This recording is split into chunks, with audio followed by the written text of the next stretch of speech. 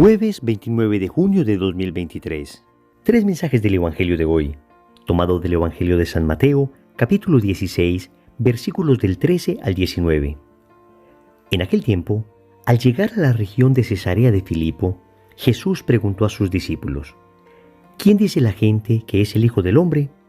Ellos contestaron: unos que Juan Bautista, otros que Elías, otros que Jeremías o uno de los profetas. Él les preguntó: ¿y vosotros, quién decís que soy yo? Simón Pedro tomó la palabra y dijo: Tú eres el Mesías, el Hijo de Dios vivo. Jesús le respondió: Dichoso tú, Simón, hijo de Jonás, porque esto no te lo ha revelado nadie de carne y hueso, sino mi Padre que está en el cielo. Ahora te digo yo, tú eres Pedro, y sobre esta piedra edificaré mi iglesia, y el poder del infierno no la derrotará. Te daré la llave del reino de los cielos. Lo que ates en la tierra quedará atado en el cielo, y lo que desates en la tierra quedará desatado en el cielo. Palabra del Señor. Gloria a ti, Señor Jesús. Querida familia, tenemos hoy la solemnidad de San Pedro y San Pablo. Cuando hablamos de solemnidad, estamos hablando de la más alta categoría que puede tener una celebración litúrgica. Y es que con esto la Iglesia nos está diciendo cuán importantes son para nosotros San Pedro y San Pablo. Desde los inicios del cristianismo tenemos a estos dos apóstoles juntos. Tenemos ya, entrado el siglo III, celebraciones que ponían a Pedro y a Pablo juntos porque precisamente estos dos apóstoles son martirizados en Roma. El emperador Nerón, hacia el año 64, escribe un edicto en el que condena a muerte a los cristianos. Y en esa persecución sangrienta van a morir San Pedro y San Pablo. San Pedro morirá crucificado al revés y San Pablo morirá decapitado. Y estos dos grandes apóstoles son los fundadores de la Iglesia de Roma. Y estos dos grandes apóstoles son pilares fundamentales de nuestra fe. Vamos a meditar tres mensajes. Primero, las llaves de Pedro. Segundo, la espada de Pablo. Tercero, oremos por la Iglesia. Vamos con el primer punto, las llaves de Pedro. En la famosa plaza de San Pedro, tenemos como coronando esta plaza y como dando entrada a la basílica dos estatuas hermosas y gigantes, una del apóstol San Pedro y otra del apóstol San Pablo. La del apóstol San Pedro tiene unas llaves y la del apóstol San Pablo tiene una espada. Hablemos en primer lugar de lo que significan las llaves de San Pedro. Y es que esto tiene una relación directa con el Evangelio de hoy, porque el Señor pregunta a sus apóstoles sobre aquello que las personas estaban diciendo de Él. Unos consideraban que Él era Juan el Bautista que había resucitado, otros que Elías, otros que Jeremías, otros consideraban que era alguno de los profetas. Pero el Señor le va a preguntar a ellos, a sus íntimos, a aquellos que le habían acompañado ya durante algunos años, ¿quién creían ellos que era Él? Y Simón tomará la delantera y dirá: Tú eres el Mesías, el Hijo de Dios vivo. Y Jesús le dice que esto no se lo revela la carne ni la sangre, sino el Padre que está en el cielo. Esto es importantísimo, porque Pedro no era el más inteligente de los apóstoles. Es más, podemos decir que era el más primario de ellos, pero tenía un gran corazón, una enorme apertura a la acción de la gracia, y por eso es el Padre el que le revela a Jesús. Y así ha sido siempre en la historia de la Iglesia. Amigos, no conoce más a Dios el más inteligente, sino el de mejor corazón.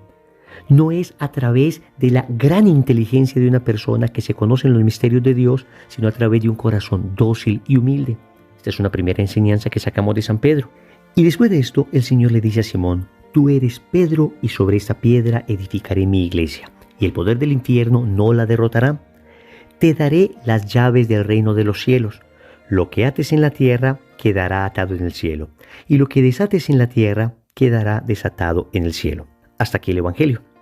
Queridos amigos, el Señor le da a Simón las llaves del reino. Simón no se llamaba Pedro, se llamaba Simón. Es más, el nombre Pedro significa literalmente piedra. Con esto Jesús está diciendo que el fundador de la iglesia está edificando esta iglesia sobre Pedro, sobre este que acaba de nombrar piedra.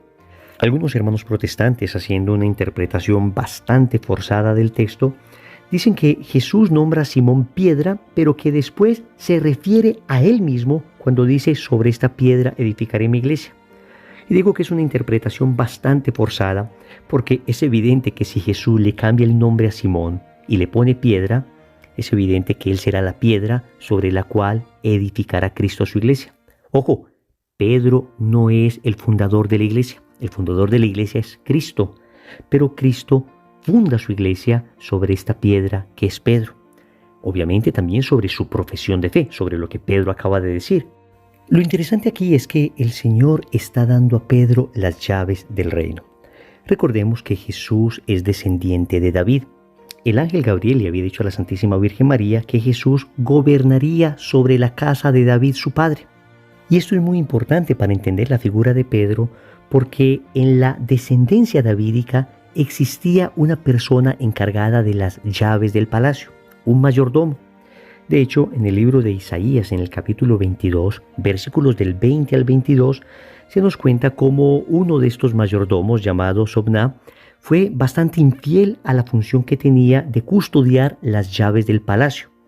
Esto 200 años después de la muerte de David. Con eso estamos demostrando que los mayordomos del palacio de David se sucedían las llaves unos a otros. Y en este pasaje del profeta Isaías se dice lo siguiente: aquel día llamaré a mi servidor, a Eliaquim, hijo de Hilcías, le pasaré tu traje, le colocaré tu cinturón y le confiaré tu cargo, y será un padre para todos los habitantes de Jerusalén y para la familia de Judá. Y escuchen esto: pondré en sus manos la llave de la casa de David. Cuando él abra, nadie podrá cerrar, y cuando cierre, nadie podrá abrir. Sí, queridos amigos, en Eliaquim está una prefiguración de lo que sería Pedro. Así como el mayordomo, que él tenía las llaves de la casa de David, decidía quién entraba y quién salía, de alguna manera esto representa el poder que Cristo está dando a San Pedro de atar y desatar. Lo que ate en la tierra quedará atado en el cielo, lo que desate en la tierra quedará desatado en el cielo. ¿Esto qué significa? No es otra cosa que la autoridad que Cristo le está dando al apóstol San Pedro y a partir de él a todos los papas.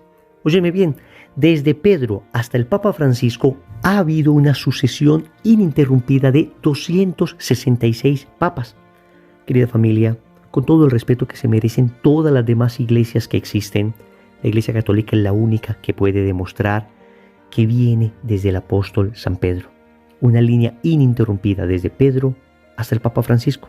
Si nos devolvemos del Papa Francisco y vamos al Papa Benedicto XVI, y vamos al Papa Juan Pablo II, y luego al Papa Juan Pablo I, y luego al Papa Pablo VI, y luego a Juan XXIII, y nos vamos hacia atrás, pues queridos amigos, vamos a llegar a San Pedro. Y Cristo dotó de una autoridad particular al Santo Padre. Es lo que se conoce con el nombre de la infalibilidad papal.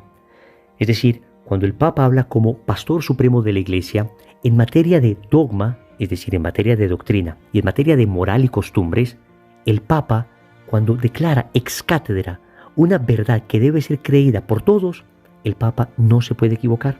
Eso se llama, repito, infalibilidad papal. No significa que si el Papa da una entrevista o el Papa está en medio de una cena hablando de algún tema, el Papa sea infalible allí también, en cada momento y en cada palabra que diga. No. Hay unas condiciones específicas para que el Papa sea infalible. Pero eso es tremendamente importante porque con esto el Señor nos está dando la certeza de no ser engañados. La certeza de permanecer en el Evangelio que Él nos predicó. Segundo, la espada de Pablo. Decíamos que en la plaza de San Pedro había dos estatuas, una de San Pedro con las llaves y otra de San Pablo con una espada. A San Pablo se le ha representado tradicionalmente con una espada porque él mismo en la carta a los Efesios, en el capítulo 6, versículo 17, nos dijo: tomen también el yelmo de la salvación y la espada del Espíritu, que es la palabra de Dios.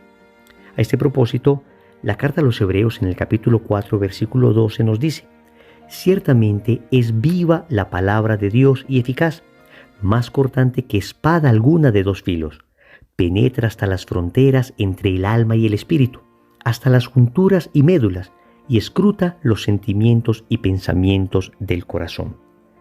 Entonces, estamos recordando hoy también al apóstol de los gentiles, al apóstol Pablo. Si de alguna manera Pedro desarrolló su ministerio apostólico con los judíos, Pablo desarrollará su ministerio apostólico con los gentiles, es decir, con aquellos que no son judíos. Ahí estamos todos nosotros. Y hay una historia bien interesante que quisiera compartir con ustedes, precisamente de esta estatua de San Pablo que se encuentra en la Basílica de San Pedro.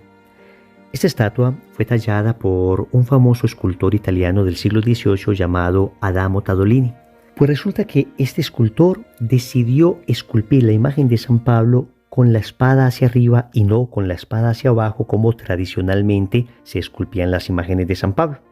La espada hacia abajo significaría la mansedumbre que alcanzó San Pablo precisamente gracias a su conversión. Con la espada perseguía a los cristianos, pues resulta que ahora la espada hacia abajo representaba nada más y nada menos que su conversión. Curiosamente, San Pablo también morirá decapitado por una espada. Pero Adamo Tadolini decide poner la espada hacia arriba.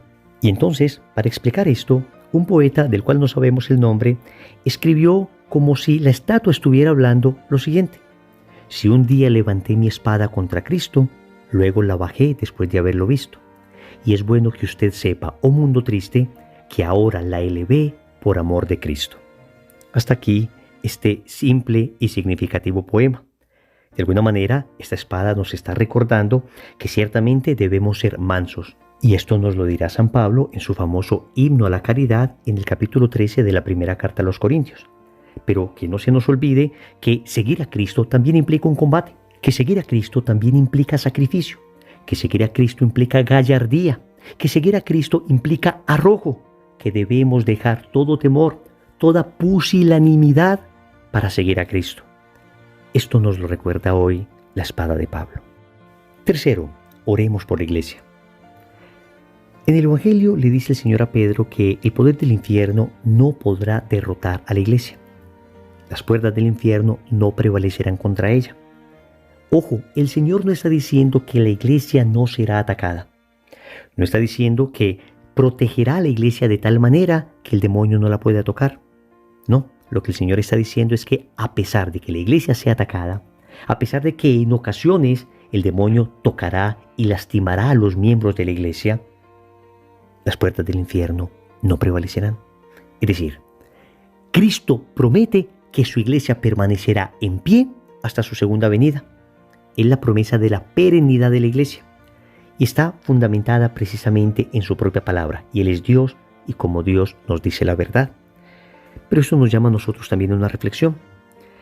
En la Constitución Lumen Gentium del Concilio Vaticano II, en el numeral 8, se nos dice que la iglesia encierra en su propio seno a pecadores y siendo al mismo tiempo santa y necesitada de purificación, avanza continuamente por la senda de la penitencia y de la renovación. Hasta aquí el Concilio Vaticano II. Amigos, que Cristo haya prometido que su iglesia permanecerá en pie hasta su segunda venida no nos puede hacer perder de vista la necesidad que tenemos de renovar una y otra vez esta iglesia. Recordemos aquello que preguntaron a Madre Teresa de Calcuta. Le dijeron: Madre, ¿qué cambiaría usted de la iglesia? ¿Qué sería lo primero que usted cambiaría? Y ella respondió: a mí misma. Sería lo primero que yo cambiaría. Me cambiaría a mí misma. Ella tenía muy claro que la verdadera reforma de la iglesia, la verdadera renovación de la iglesia exige una conversión personal de cada uno de los miembros de la misma. Es decir, no son las estructuras las que primero deben cambiar. No, amigos, somos los miembros de la iglesia los que debemos renovarnos interiormente, buscar la santidad. Y es que los santos son los verdaderos reformadores. Si tú y yo queremos hacer algo por la iglesia, entonces busquemos la santidad con todo nuestro corazón, porque es la única verdadera manera de renovar la iglesia. Hoy el Señor nos llama a orar por ella. Hoy el Señor nos llama a orar por el Santo Padre. Oremos. Amado Señor, hoy en la solemnidad de San Pedro y San Pablo, elevo una oración por mi iglesia. Te suplico, Señor, por esta bella iglesia que nos has dado. Esta iglesia, Señor, por la que has muerto. Este cuerpo místico tuyo. Esta esposa inmaculada por la que derramaste tu sangre. Perdóname, Señor, por todas las veces en que he manchado el vestido de esta esposa tuya con mi pecado. Te suplico hoy una verdadera conversión para mí. Te suplico que me ayudes a ser parte de la renovación de la iglesia a través de un camino de santidad.